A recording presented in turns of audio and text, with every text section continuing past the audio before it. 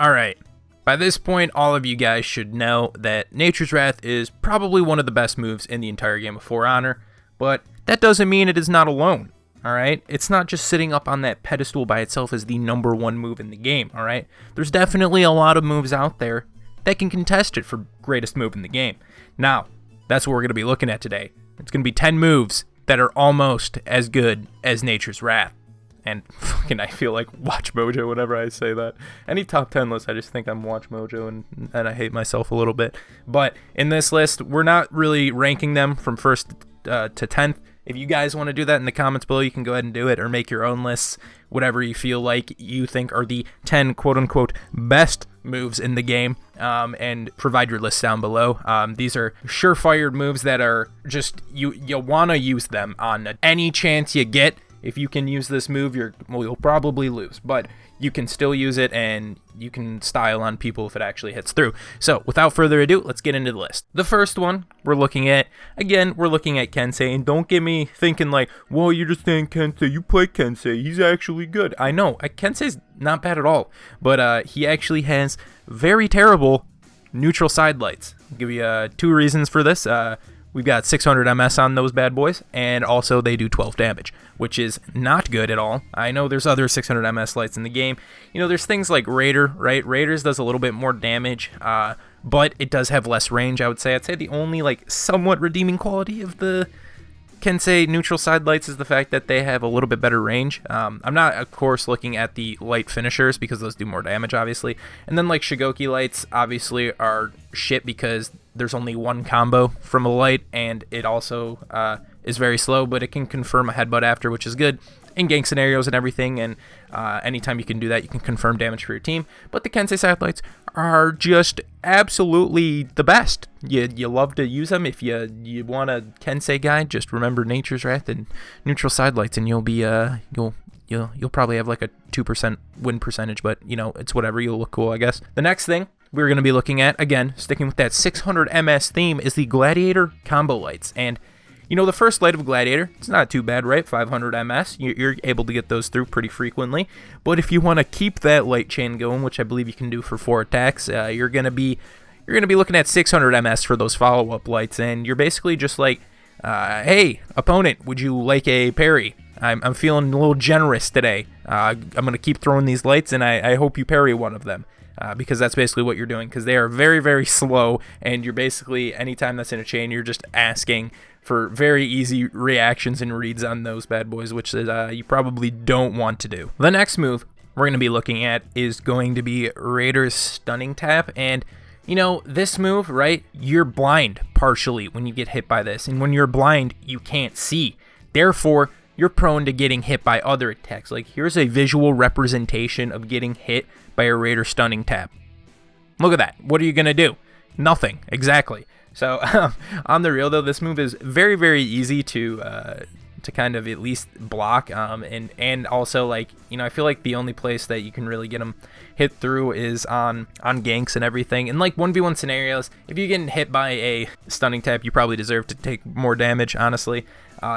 They're really only going to be coming out from people who are throwing side heavies out, right? You're not going to throw a top heavy and then do a stun tap. That seems counterproductive. And you're not going to just throw like a dashing forward light stun tap from neutral. That's also kind of stupid. And it's just very easy to parry at this point. Honestly, Raider's been out for so long.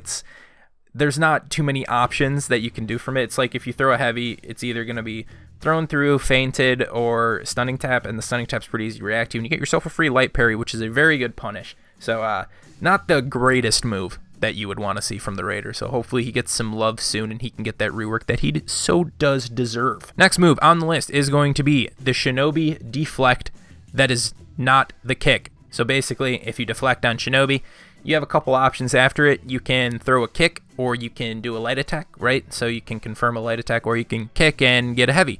So if you look at this and you deflect and can get a heavy versus a light, most of the time you probably want to do the heavy, right? It just seems like the logical thing to do right there, more damage. I mean, I guess if you want to flex on people and just throw the light out, you can do that too.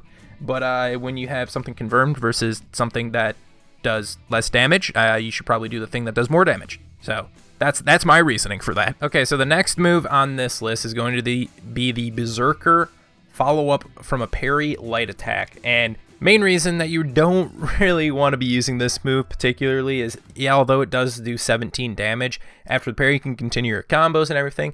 You can just simply do a zone, right? And you get 24 damage off of it and can still continue your combos the same way.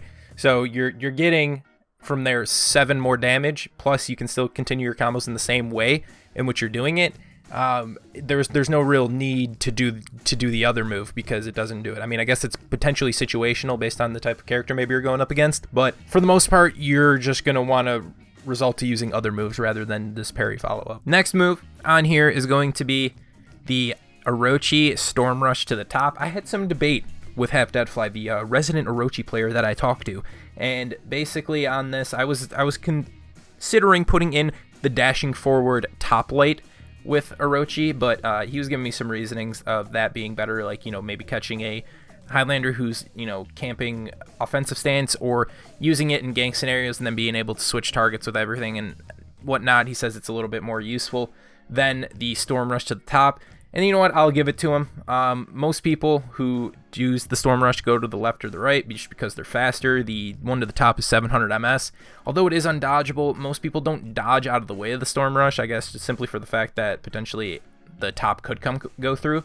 So they basically just kind of hold their ground and either block or go for a parry on the attack. And having one that is very, very slow, like the top Storm Rush, that's going to be a pretty easy parry for most people. 700 MS is quite slow. Next move we're looking at is the Warlord parry counter. Now, this move is not that great because you get a light attack confirmed from it, and that does less damage than what you would just get if you did a parry and did the zone.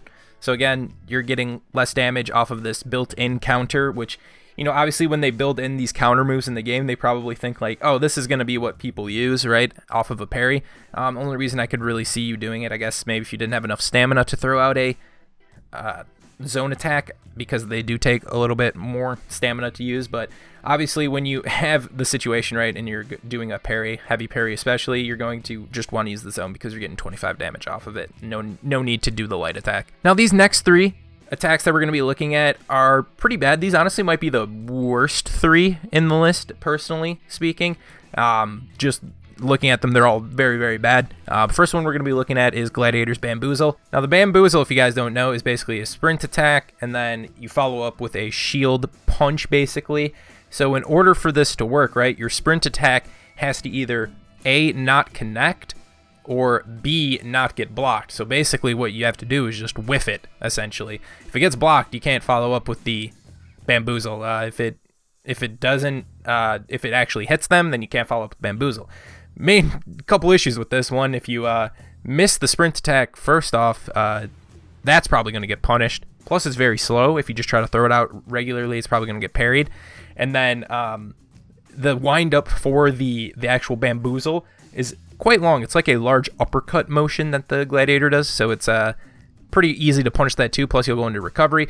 So, I mean, a lot of people thought this move was going to be cool when they first heard it because Bamboozle's a cool word, but I think they got bamboozled basically from this move because you can basically counter it in every which way you want, and it's just not a great move to use, as even if you miss your sprint attack, which doesn't get used very frequently as it is. Next attack we are looking at is going to be the Shaolin Sweep, and basically to perform a sweep you need to go into chi stance, and then from it you do a kick, and then you hit your guard break button or whatever it is, and it does a sweep. And after it, I'm pretty sure all you get confirmed is a light attack. And why would you first off want to use the sweep? To get that 12 damage light attack, I guess, potentially to put them on the ground, maybe if you're in a ganking scenario. I've seen that maybe happen once in the entire time Shaolin's going up, been out against me. I've seen the sweep maybe be used once, because if you land the kick on Shaolin, you can just follow up with the light, and that does 20 damage.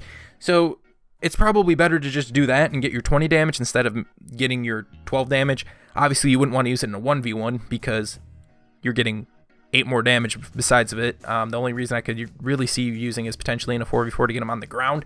But even then, most Shaolins still go with the kick into light attack just to get that extra damage on there. And, you know, I don't blame them because the sweep is pretty shit. And the final move in this list, which is just absolutely amazing, great move, is Nobushi's blocked attack backup, basically, animation. So if If you don't know what I'm talking about, if Nobushi blocks an attack, you can hit X or A on your controller or whatever your button is on computer for like your dashes, and you'll basically back up. You'll do like a little animation. You'll kind of back up to get a little bit more space in from the character. You might be thinking, oh yeah, it's pretty good, you know, right? Nobushi, she's better when she's at a range, you know, because she can keep people away from, you know, approaching, getting close into her.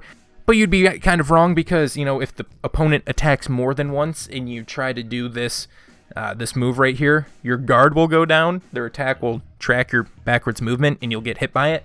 So imagine doing it against like a berserker, throws a heavy, you use that move, you back up, and then you just get hit by the next heavy that comes through because your guard's down. That's not going to be a good time.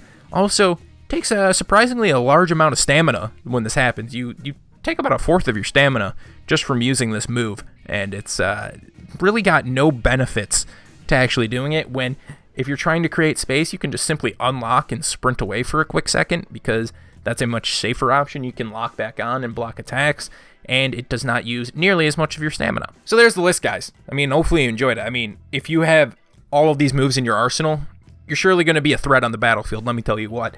But let me know in the comments what you think about this. I'll put a master list, I guess, of the attacks on the screen just so you guys can reminisce and remember the moves that I said in this video. And leave your lists in the comments below. If you feel like any of these are actually amazing, then you can go ahead and tell me. You know, I'm okay if I'm potentially wrong, if you can give me a good reason. But hopefully you enjoyed. If you did, leave yourself a like, comment, and subscribe.